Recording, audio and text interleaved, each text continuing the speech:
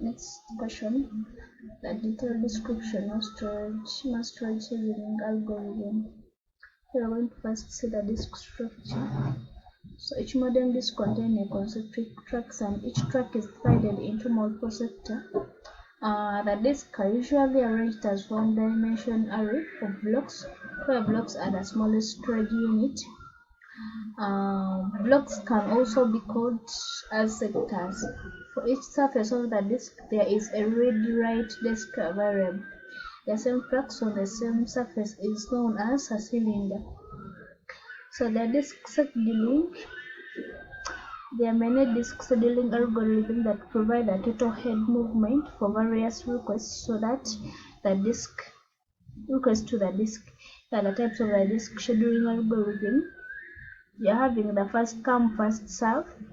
In this concept, the first come first serve scheduling, the requests are served in their coming order, like they serve one, the one that came first, the one that came second, following the order. We're having the shortest set time first scheduling. Here the requests that are closest to the recurrent head are served first before moving away. In shortest set time first scheduling algorithm. A problem with this SSTF algorithm is that it may cause a starvation for some requests. We're having the scan scheduling. So in this scheduling algorithm, the head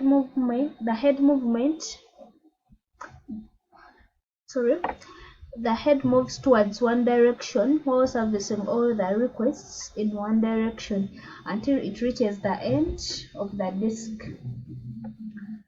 And after this starts moving towards the other direction in this way, the head continuously scans and forth across the disk. And you're having the loop scheduling. Similar to scan scheduling, this is practical version. In this algorithm, the head moves towards one direction while servicing all the requests in that direction until it reaches the last request. We are having the encryption. Encryption refers to the method of securing data by scrambling the bits of the computer's file so that they become illegible.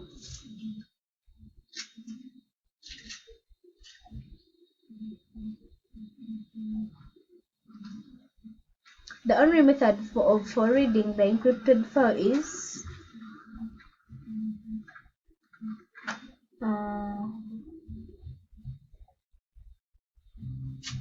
is by decrypting them with a key, and the key is unlocked with a password.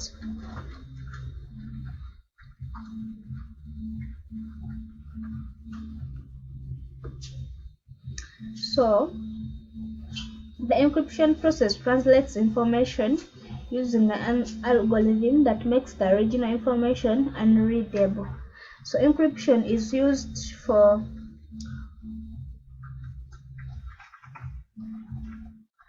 is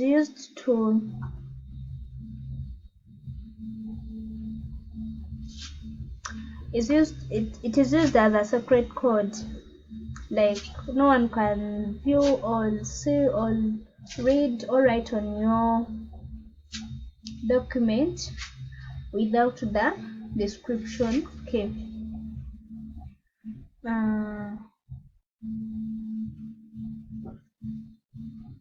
So also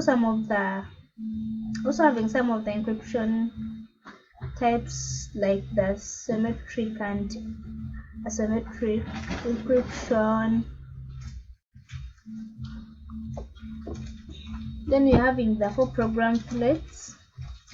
A program threat is a program written to hijack the security or change the behavior of the process. So here are the 4 program threats, where we are having the Trojan horse. Such program traps user login credentials. Having the trapdoor, Here,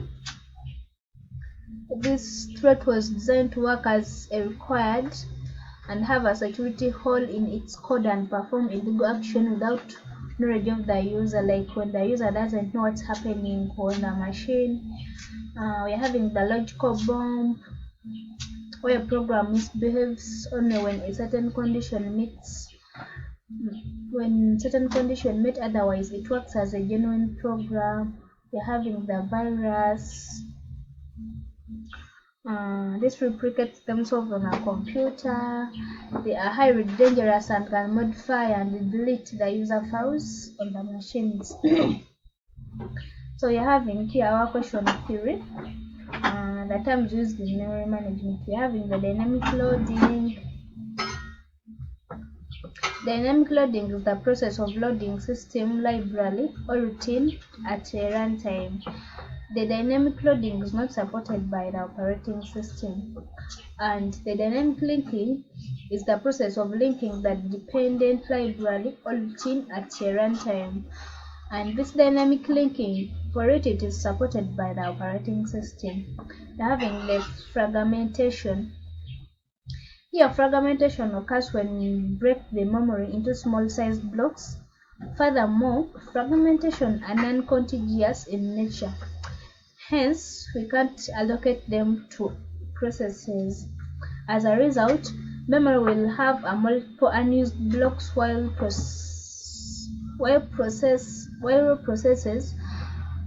processes are depending in the queue and waiting for the memory. Fragmentation can either be internal or external, as we are going to see. Having the internal fragmentation, this occurs when we split the physical memory into contiguous mount-sized blocks and allocate memory for a process that can be larger than the memory requested. Hence, the unused allocated space is left and can't be used by other processes. Best fit blocks such is the solution for internal fragmentation. And we're having the external fragmentation. This occurs when total unused memory space is enough to answer all the allocation requests. Here, the memory is non-contiguous. Therefore, the memory has empty blocks scattered all over, which are insufficient to be allocated to other programs. Compaction is the solution for this external fragmentation. We're having terms used in memory management whereby we're having a logical bus, a logical address. Logical address is a space set of all logical addresses generated by the central processing unit for a program, and this address is used as a reference to access the physical memory location by the central processing unit. Having the physical address which identifies the physical location of a required data in a memory, the user never directly deals with the physical address but can access by its corresponding logical addresses. Having the multiple portion and multiple portion allocation, and this type of allocation, main memory is divided into a number of fixed size portions where each partition should contain only one process. When a portion is free, a process is selected from the input queue and it is loaded into the free portion. We are having the single portion allocation. In this memory allocation method, the operating system resides in the low memory, the remaining memory treated as a single portion. This single portion is available for user space. Only one job can be loaded into the user space. We're having the segmentation memory management scheme. This is the process in which jobs are divided into several segments of different sizes, one for each module that contains pieces that perform related functions. Each segment is actually a different logical address space of the program. You're having the paging memory management schemes. As we can see, in operating systems, Memory paging is a memory management scheme by which a computer stores and retrieves data from a secondary storage for use in main memory. In this scheme, the operating system retrieves data from secondary storage in same-sized blocks called the pages. We're having the physical address of the logical addresses. As we can see, we got both points as long as that you recognize they are the same sort of error. Having the page replacement algorithm terms, that is the FIFO, as our number one term. This is the simplest page replacement algorithm. In this algorithm, the operating system keeps track of all pages, as we can see, in the memory in a queue. The oldest page is the front of the queue. When a page needs to be replaced, the page in front of the queue is selected for removal.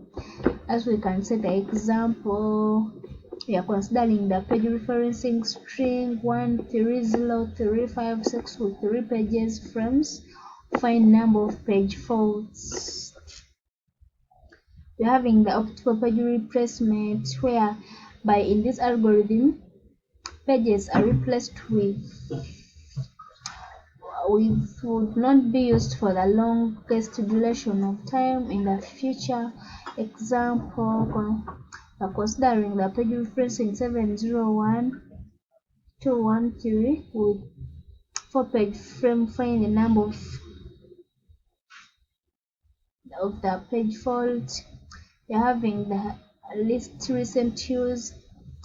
In this algorithm, operating system search those pages that are used over a short duration of time frame. The page that has not been used for the longest time is the main memory, will be selected for a replacement. For example, you're going to enter number of 3 frames, enter number of 6 pages, and enter reference string 56567 and our total page fault equaling 4, as we can see. Having the page replacement algorithm terms, whereby you're having the page buffering,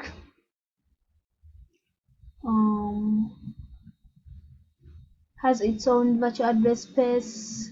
A page table maps a subnet of the process virtual address to physical addresses. Having the page replacement algorithm term, which is most frequently used page replacement algorithm. It is based on the argument that the page with the smallest count was probably just brought in and has yet to be used. The most frequently used is that page replacement algorithm, as we can see here. So I submit.